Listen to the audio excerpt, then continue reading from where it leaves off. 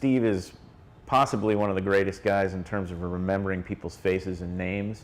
So people can come in and maybe they haven't been in for 2 years, and he'll say, Dr. Smith, how have you been? And he remembers what wines they liked and what wines they ordered. And to me, that's always something you look for in, like, if you go and buy your wines in a retail shop, you look for somebody who's going to remember kind of what your tastes are and what wines you like, and maybe recommend something new that you would like based on your palate. And Steve is great in that regard, and he's also great at hiring people who sort of embrace the minor philosophy, without us having to train that.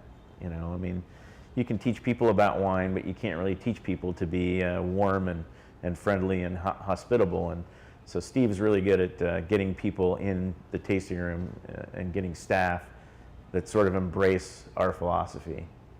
My job when people walk through the door is to make sure they have a good time and show them a good wine tasting experience, but also a good half an hour of conversation, and make sure they leave feeling good.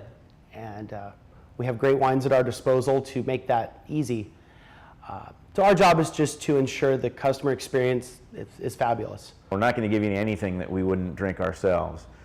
We do tours and tastings here, so we're open for tastings every day, but we also do tours by appointment. We have 20,000 square feet of caves. So usually the tour includes a walk through the caves, maybe a little sample out of the barrel.